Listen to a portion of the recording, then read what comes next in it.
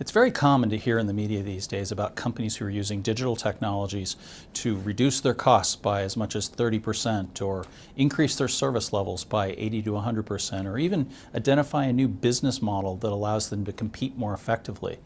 The challenge for most supply chain executives is which technology should they be investing in for the long term? They could be doing anything from looking at drones for last mile delivery or putting robots in their distribution centers or using neural networks to help them with planning. What supply chain leaders are doing is they're really investing the time up front to understand what the needs of the business are. They work with their stakeholders to really understand those capabilities that are going to be needed 3 to 5 years from now.